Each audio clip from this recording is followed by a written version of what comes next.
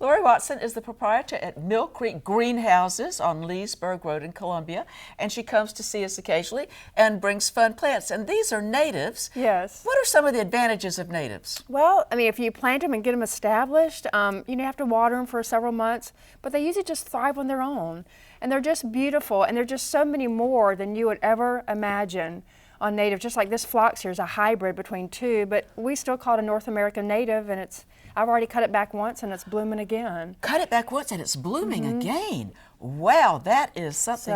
And I think this phlox I love these because they're so pretty to bring in the house. Yes. Just put a few stems in a vase and you feel like you have a happy situation to sit down and eat. Yes, and most of the phloxes will do some mildew on the leaves, but they're making them now and cultivating them now where they keep fresh leaves. It's always looking green. So Which that's is always, nice. It is nice. In our South Carolina humidity. Yeah. Okay. And for our gardens.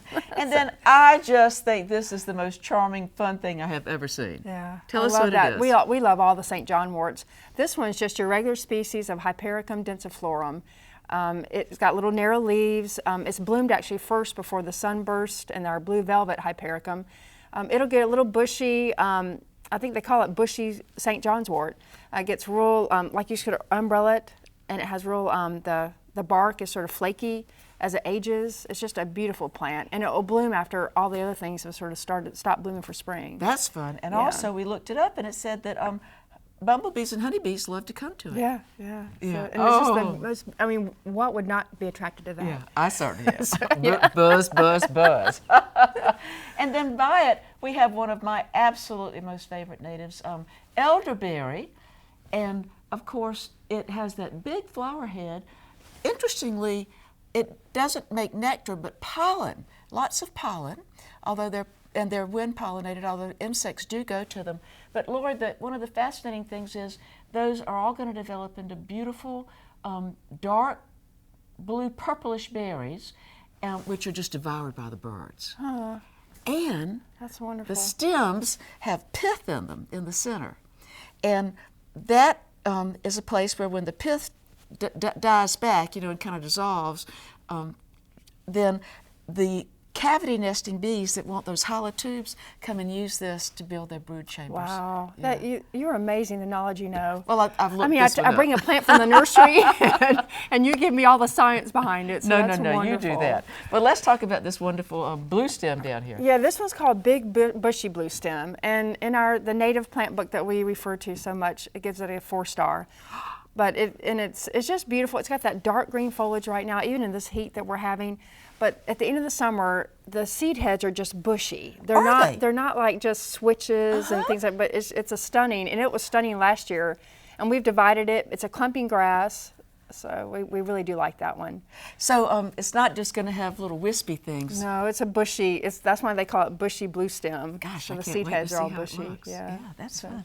And then these are echinaceas, and we're used to the pink Right. ones. But so tell me about this new series. It's just one is called Cheyenne Spirit, and that's one. And I've got some in my front bed that they'll have the yellow, the red, and the orange all in the same plant, and it's neat to see. This other one is the Sombrero series, and this one's salsa red, and it's a wonderful series. We don't really fool with the double ones. They don't seem strong yet, but these single blooms and the echinaceas are wonderful garden plants.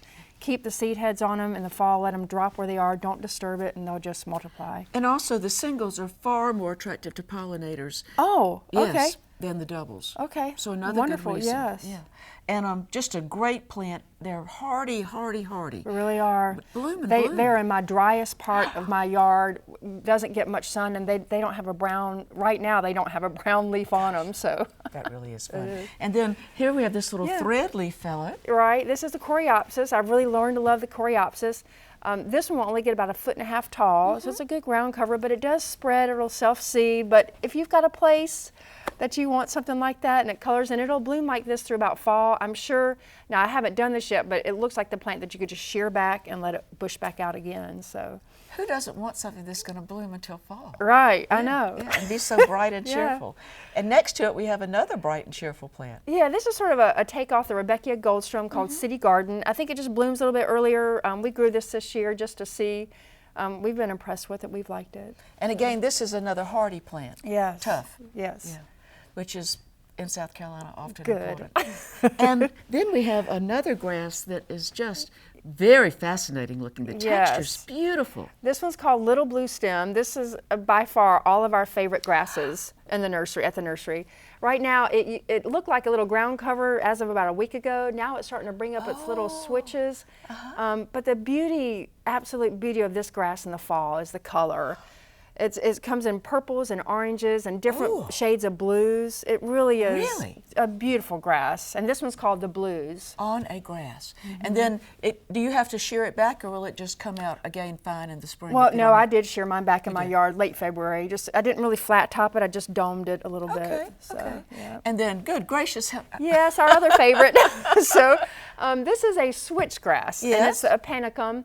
Regatum, I think it is, or what is it? Because there's a coastal switchgrass, and then there's this type of switchgrass. know. Dewy blue is the coastal switchgrass, and we've got that one. But this one's called Blue Fountain. Blue Fountain. And we thought it'll get 7 feet tall. We thought it was named that because of the way it might possibly look, but really, what it's named for is the top 2/3 of the grass. The switches come out and sort of look like water out of a fountain.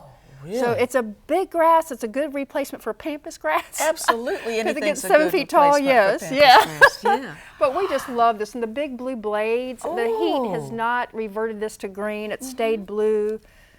Yeah, this is a wonderful It's beautiful. switchgrass. And again, something that you could put in a part of the yard where you wanted a strong statement, Yes. but you didn't want to have to carry the hose and the water bucket to it every day. Right, and then I think the switchgrass got its name through when the wind blows through the seed heads. There's just the sound that it makes. So that's a great, thing to have in your nice yard. feature. Yes. Yeah.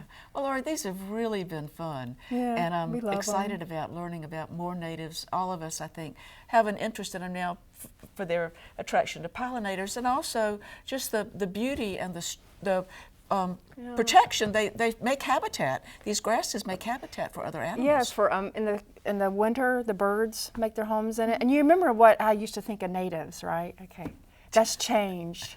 Well, and it's, I That's think, changed. partially because we have so much more opportunities to find different types and different colors. Yes. Okay. Yeah. Lori Watson from Mill Creek Greenhouses in Columbia, thank you so much for visiting with us. Thank you. I love being here.